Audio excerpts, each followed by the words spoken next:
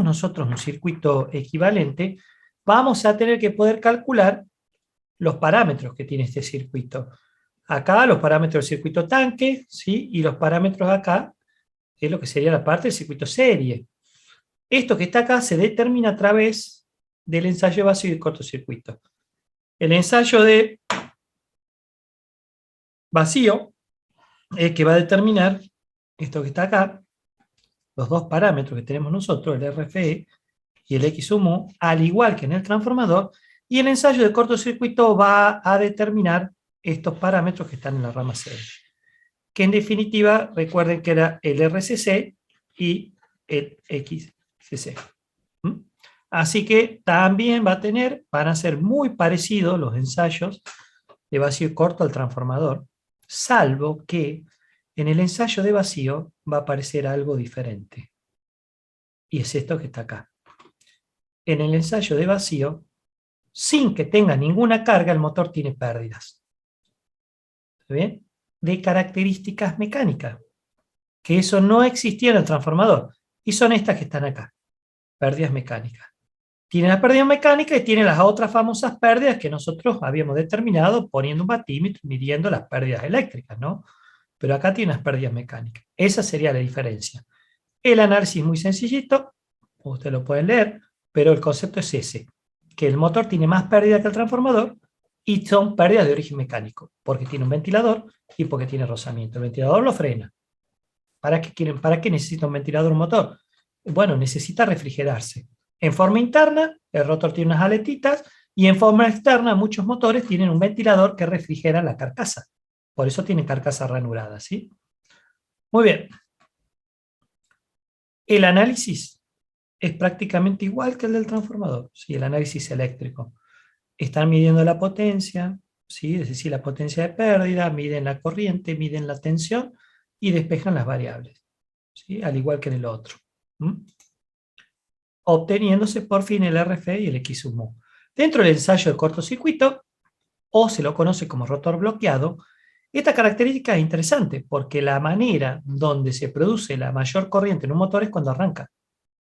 Es decir, si usted bloquea el rotor, esa corriente de arranque se va a permanecer en el tiempo. Y es la corriente más alta que puede circular por el motor. Este es más sencillito, este es igual que en el transformador, porque está quieto, no se mueve, ¿sí? Así que es exactamente de la misma forma. Acá está el circuito serie representado.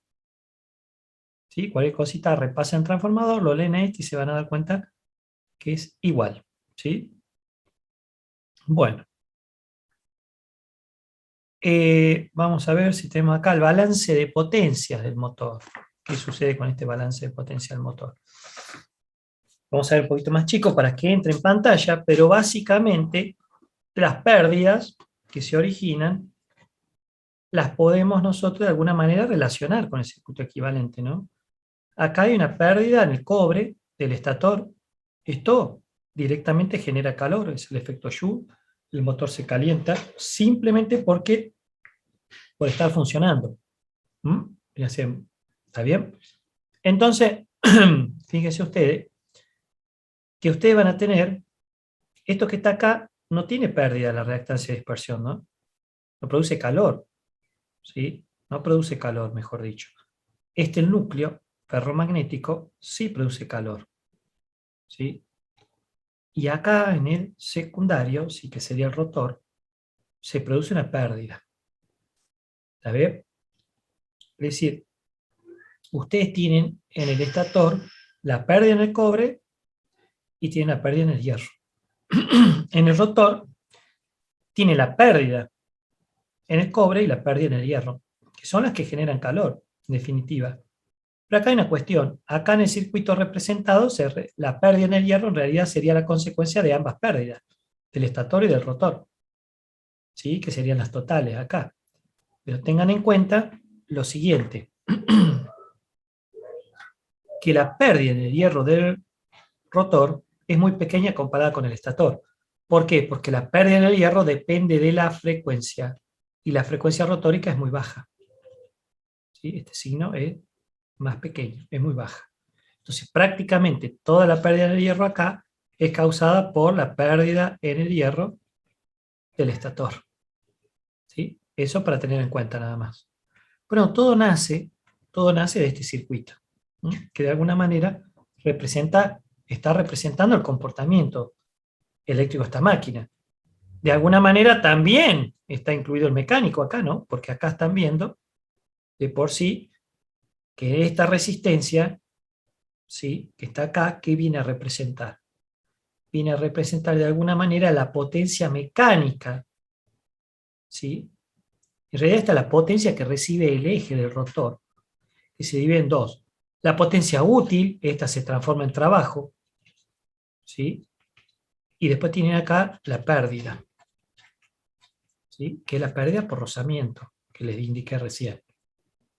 El rotor recibe una energía mecánica, se transforma en energía mecánica el rotor, pero bueno, parte de ella es para vencer las pérdidas y el resto, la mayoría, es para producir trabajo, ¿sí? Porque acá ustedes van a comprar una polea, un engranaje, lo que haga falta para que poder mover esa maquinaria, ¿no? Que va a producir la transformación, la materia, ¿no? La materia prima, ¿m? O los distintos procesos intermedios de transformación hasta lograr el producto final. Después tiene acá un análisis, ¿sí? Acá se deriva, bueno, todas estas potencias son derivadas de estos valores, ¿no? Entonces, ¿cómo calcular cada uno de estos valores, ¿sí? Y siempre se lo suele poner en función del resbalamiento, ¿m? Porque de acuerdo a la velocidad que tenga va a ser las pérdidas que va a tener también, ¿sí? Todas estas ecuaciones son del estudio de eso. ¿Está bien? Acá hay un ejemplito lindo, para que se vea el análisis de este circuito electrotécnico, cómo lo trabajan. ¿Tá? Esto es muy parecido a lo que ustedes ven en los prácticos. En definitiva, ustedes cuando aprenden a resolver en los prácticos circuitos electrotécnicos con estos fines, que puedan manejar los modelos matemáticos, ¿no? Electrotécnicos de las máquinas eléctricas, ¿sí? Este circuito tiene una malla, dos mallas, tres mallas. Si toman esta de acá afuera, ya serían cuatro mallas, ¿no? ¿Mm? Y se hace el análisis utilizando todas las leyes que ustedes conocen, que son leyes de los circuitos de continua, que también se aplican a los de alterna. La ley de Kirchhoff, ¿sí? Teorema de Thevenin, de Norton, todo lo que han aprendido ustedes, superposición, ¿sí? Todas las leyes que conocen de los circuitos. Perfecto. Está el análisis, está hecho el ejercicio, desarrollado en forma completa. ¿Está bien? Bueno, acá viene el kit de la cuestión, porque lo que produce un motor es un par, es un productor de par. ¿Está bien? Entonces, bueno, hay que hacer el análisis de esto, igual que los pares que ya hemos estudiado nosotros, que fíjese que en definitiva acá, esto termina siendo en función, ya habíamos dicho, que la potencia era igual a la fuerza por la velocidad, ¿eh? De alguna manera. Pero bueno, esto en definitiva, en el movimiento de giro, la fuerza es el torque, y la velocidad no es otra cosa que omega. Entonces, si ustedes despejan acá, el torque, bueno, yo le pongo la T acá está la T, yo le pongo el tau, pero el torque, ¿no? En definitiva va a ser igual a P sobre W. Y acá tienen la potencia, y esto es la velocidad. Bueno, acá le pone a esto, lo hace equivalente, le pone este signo, ¿no? Pero la velocidad angular. Que la velocidad angular no es otra cosa que 2pi por n sobre 60. ¿Por qué? Porque la tienen que expresar en radianes, ¿sí? La omega tiene que estar expresado en radianes para poderlo operar. ¿Está bien? Ustedes, ¿por qué pone n acá? Porque n se lo dan en RPM. Revoluciones por minuto, o sea, las vueltas que hace en un minuto. A ver, ¿una vuelta cuánto es? Una vuelta. O una revolución. Son 2pi radianes. ¿Sí? Acá están los 2pi. ¿Ah? O sea, tengo la velocidad en RPM, la multiplico por 2 y ya sé los radianes que hace. Nada más que por minuto. El radian yo necesito que sea por segundo. Por eso lo divido en 60. Ya está, listo. Esta es la ecuación del torque. Lo que pasa es que después hay muchas formas de expresar el torque de manera por ahí que, dependiendo del tipo de problema que uno analice, que sean más útiles o no. Entonces el torque, bueno, lo van a expresar en función del resbalamiento, ¿sí? En función de los parámetros del circuito también, ¿sí? Se va a obtener el torque máximo. Recuerden, un máximo en análisis matemático se obtiene derivando, ¿sí? Es así, un máximo y derivando, igualando a cero, ahí obtiene un máximo. Entonces derivo la expresión esta con respecto al parámetro S, la igualo a cero y acá obtengo, está bien, el torque, este rebalamiento máximo. Lo reemplazo acá en el torque y obtengo el torque máximo, ¿no? ¿Sí? Entonces, bueno, acá tengo la expresión de torque máximo que se va a producir. Y esto sería muy interesante ponerlo en una curva que se conoce como la curva de característica de salida. Y esta es la curva, está acá. Esta es la curva del par, en función de la velocidad, ¿no? Definitiva acá, deslizamiento, velocidad, que es lo mismo, ¿no? Deslizamiento era la diferencia de velocidad relativa, pero es la velocidad. Puede funcionar como freno, puede funcionar como motor, puede funcionar como generador, y acá está la curva del par. ¿Sí? Nosotros, modestamente, lo vamos a ver como motor. ¿Mm? Lo otro no es complejo, es una extensión más, pero por excelencia, como les dije, la máquina síncrona en un 90% es para motor. Hay poquitas aplicaciones y no son de uso común como generador, ¿no? ¿Está bien? Bueno, acá hablo un poquito de los distintos tipos de funcionamiento. Nosotros, como le dije, les reitero, es esto lo que nos interesa a nosotros. Funcionamiento como motor. ¿Está bien? Nosotros vemos que la curva, esta es la curva característica de salida, cómo varía el par motor a medida que incrementa la velocidad, cómo se va incrementando la posibilidad de que nos pueda entregar más par, y si aumento más la velocidad ya empieza a caer el par. ¿Está bien? Nosotros lo usamos, ¿qué hacemos? Vamos a superponer la gráfica de K, ¿de qué? Del par resistente. Esto es característico de la carga que le van a conectar. Esto es una curva característica de un ventilador, por ejemplo. A medida que incrementa su velocidad, mayor par de resistencia ofrece, por eso tiene esta curva acá. Pareciera como si fuera una curva cuadrática, ¿no? Es como que aumenta con la velocidad al cuadrado. Pero después hay otro tipo de pares, que es el par de una, por ejemplo, de una grúa, tiene esta característica, siempre se mantiene, ¿no? Entonces superponemos los dos pares, es decir, este es el par que necesito para la pieza mecánica que fuera a mover. Cada pieza mecánica tiene una curva de par. Así como un motor tiene una curva de par, una pieza mecánica tiene una curva de par resistente, porque este se va a oponer al del motor. Debo superpongo las dos y obtengo un punto de funcionamiento. Este es el punto de funcionamiento que voy a obtener. De tal manera que si ustedes, por ejemplo, incrementaran este par, fíjense que el motor me puede entregar un mayor par. Lo incremento, me puede entregar un mayor par, se la banca. Lo incremento, me puede entregar un mayor par, o sea, estoy acá, trabajando acá. Pero si yo paso de este punto máximo, paso para acá, y ya no me lo puede entregar, ya empieza a caer el par, se pararía el motor. Entonces, de alguna manera, yo puedo hacer que funcione de acá para acá, del par máximo para acá, porque tengo respaldo. El motor me puede ofrecer más par, después el máximo ya no. ¿Sí? Este par es interesante también, acá, el punto de intersección, ¿sí? Entre resistente y este. ¿Está bien? No se olviden que un motor, digamos, si la carga es constante, debe funcionar a velocidad constante. Y no se olviden de la famosa ley que tienen ustedes. A ver, yo considero que este es un movimiento rectilíneo uniforme mientras no tenga aceleración. ¿Y quién origina la aceleración? La fuerza. ¿No? Esto hablo de movimiento de traslación. Es decir, si yo acá no tengo un par, los dos pares son iguales, no tengo un par resultante que haga que se frene o se acelere el motor. Entonces acá hay un equilibrio, está en equilibrio. Yo necesito un equilibrio, por eso si acá el par resistente es mayor que el que me puede entregar el motor, se frena. Y si fuera mayor el par motor acá, que esto, se acelera el motor, aumentando su velocidad. ¿Tá? Entonces, bueno, eso es importante, eso habla del equilibrio. ¿Está bien? Entonces, bueno, esta es la curva que importa, ¿sí? La curva de par. Otro dato interesante. Acá este es el par de arranque. En instante cero tiene este par de arranque, que no es muy alto comparado con lo que puede dar el motor. Si este par resistente es mayor o igual que este, el motor no se mueve. Tiene que ser siempre este menor para que haya una aceleración. Tiene que haber un par resultante que haga que todo ese conjunto se acelere. Si no, no funciona. ¿Sí? Esto es importante y lo menciono por los tipos de arranque que van a tener los motores. ¿Sí?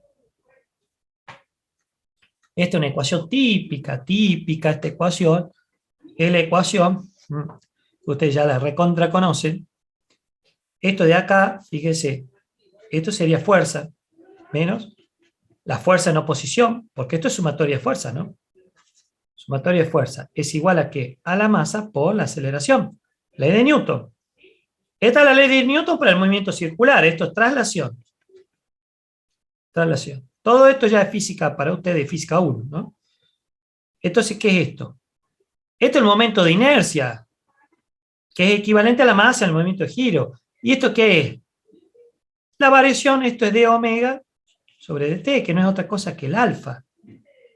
Y el alfa, fíjese cómo de pronto yo estoy diciendo que sumatoria de fuerza es igual a masa por la aceleración, y yo estoy diciendo sumatoria de los torques es igual al momento de inercia por la aceleración angular. ¿Sí? Esta corresponde a esta y esta. ¿Ah? El torque es el equivalente a la fuerza, pero el movimiento circular. El momento de inercia es equivalente a la masa, pero el movimiento circular. Y la aceleración angular es equivalente a la aceleración tradicional. Entonces, esta es una ecuación de la dinámica del motor. Fíjese, siempre que hay movimiento aparece una derivada. La derivada de la velocidad con respecto al tiempo. O podrían poner, si quieren ustedes, la derivada segunda del desplazamiento con respecto al tiempo 2 veces, como ustedes lo quieran ver. ¿Sí? Porque no se olviden que la aceleración, que es igual la derivada segunda del espacio con respecto a 2 veces al espacio. ¿Sí? Todo esto, análisis básico, ¿no? Pero esta es la ecuación de dinámica. Para que haya una aceleración, si no, esto es igual a cero. ¿Sí? Si fuera el par motor igual al par resistente, esto es cero.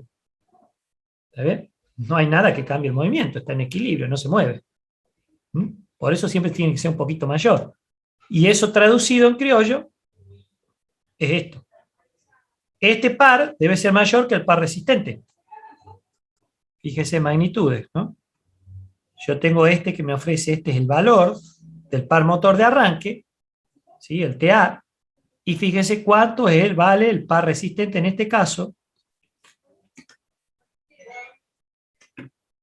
El par resistente, fíjense en el caso de la grúa, vale esto, y en el caso del ventilador vale esto. Este es mayor. Entonces, le restan este y acá tienen un par resultante que hace que se acelere ese motor. Si no, no habría aceleración. ¿Ah? Perfecto. Bueno.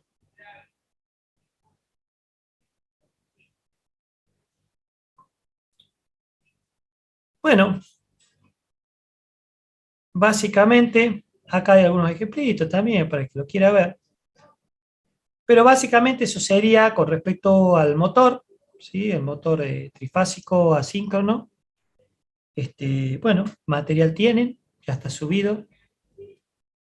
Y después hay algunas formas de representar, diagrama de círculo, toda esa historia, pero hoy en día hay muchos programas de simulación de motores, así que esto no hace falta, ¿sí? Bueno, no sé si les quedó alguna pregunta, alguna duda en particular de esto. Preguntan, si no, bueno, ya pasaremos a la clase que viene. ¿Sí? Me falta todavía, me tengo que terminar de corregir los parciales. Eso se los debo, ya se los voy a dar el lunes las notas. Pero como les digo, lo más probable es que terminemos quedándonos con las notas de esto y no podamos hacer segundo parcial porque hay que terminar las clases. ¿Sí? Tenemos que terminar las clases y bueno, nos quedemos con la del primero, nada más. ¿Sí? No sé si me va a dar el tiempo para poder armarlo, pero no creo que demos con el tiempo. O sea, aprobando la práctica y aprobando el primer parcial conmigo, ya estaríamos, digamos, en condiciones. ¿Profe sabe algo de si es presencial en noviembre o no? No, no sé nada todavía.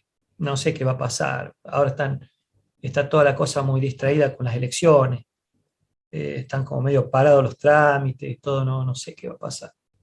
No tengo. Yo le digo, la tendencia no es que la presencialidad, porque se están dando una situación donde hay que armar dos cosas. No se puede dejar de lado la virtualidad porque hay gente que está en otras provincias.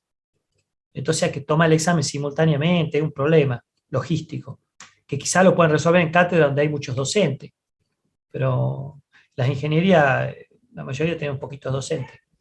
Si usted no le garantiza la posibilidad de rendir a una persona que no está en la provincia, yo, por ejemplo, en la otra uni tengo alumnos que son de otros lados, están en Catamarca, en el interior de La Rioja, han dejado de alquilar, y hay que garantizar los dos exámenes. Entonces, como que cuando cátedras que hay menos cantidad de docentes, lo más práctico es hacer uno solo, ¿sí? Con el virtual, para que todos puedan tener acceso, ¿no? Hasta ahora nunca ha habido una manifestación de que alguien no tenga la posibilidad de hacerlo de forma virtual. Sí ha pasado que a veces le ha fallado la conexión y se ha reprogramado. Eso sí ha pasado. Pero otra cosa no. No, no sé, veamos que yo creo que en noviembre sigue la misma autoridad, ¿no? Cambian en diciembre, pero va a ser complicado porque va a haber un traspaso de poder, no sé. Está todo como muy convulsionado, me parece, ¿no? Y medio que están distrayendo las energías en las elecciones y creo que hay otras cositas que tienen que dedicar energías también, porque la elección es un elemento más de la vida universitaria, no, no es el centro. El centro es dar las clases, llegar con la mayoría del contenido del programa que se pueda, tomar los exámenes, creo que un poco es eso. Ah, no, además, les digo, no, en ningún lado está resuelta la situación. Yo trabajo en la UTN también, ahí no, el tema de la presencialidad se ha dado muy poco. Ha habido algunos exámenes nada más, un poquito. La mayoría virtual. Se habla que el año que viene va a ser todo presencial. Pero bueno, está avanzando la variable delta también, cada vez aumentan más los casos. No sé qué decirle. Vamos a ver qué pasa. ¿Mm? Bueno, de todas maneras, se les va a informar. Creo que se va a informar, no hay problema. Y recuerden que el que quiera rendir tiene la posibilidad, trate de hacerlo con tiempo, porque si no, después se acumulan todas las consultas y es un drama, para pedir clase consulta. Ya las pueden ir gestionando. Yo quiero tener unas clases de consulta para noviembre, pero no sé cuándo. Para... Martín, ¿sos vos el que habla? Sí, sí, sí, sí. Bueno, vos estabas bastante preparado. Sí, sí, Martín, no hay problema. Escribime el mail y combinamos, ¿ah? Y hacemos clase consulta. Fíjate, Listo, si se quiere prender más gente también, de 10, ¿ah? No hay problema. listo, listo. Sí, ¿Sabés quién sí, está por hola. rendir? Bien. Cecilia. Ah, sí, sí, sí, sí. Cecilia está por rendir y no me acuerdo quién más. Tomás Brizuela rindió, le fue bien la otra vez. Ornella Páez también rindió, le fue bien. Nazareno rindió también o no, profe. Nazareno Brizuela o no. Sí, sí, Bueno, él le sí. fue bien, fue muy bien. Pero él venía hace rato ya preparándola. Y no me acuerdo quién más, Sí, pero es la idea ahora. sí, sí, Martín, por supuesto. Está bueno eso. Hay que vos ya la venías viendo, así que viene bien que Sí, sí, aprovechá, ¿viste? sí, Si la dejás sí. mucho tiempo es como volverla a estudiar de vuelta. Sí, hay que estar con el envión ahí. Sí, más vale, no, no. Vos metele, Martín, y consultame todo lo que haga falta. ¿Te parece? Perfecto, profe. Listo, ¿Qué listo, tal ya hoy más o estamos. menos? ¿Se entendió lo de hoy? Sí, sí, todo de 10, profe. Por lo Bueno, menos vos porque ya le había dado una leidita. Eso es lo bueno siempre. Lo ideal siempre sería leer antes de la clase, pero bueno, por ahí se complica. Vos ya lo tenías medio masticado esto, lo cual está bueno. Bueno, listo, entonces hacemos así, ¿ah? Vos mandame un mail y si ya querés para la semana que viene, o si no, bueno, no sé, nos vemos en la otra clase y me vas diciendo cuando querés, ¿sí? listo, profe. Listo, listo. Bueno, Perfecto. nos vemos entonces, muchachos. Chao, hasta luego, profe. Nos vemos, que anden bien. Hasta la semana que Nos vemos, viene. profe. Hasta Chao, luego. Chao, profe. que anden bien. Chao, hasta luego.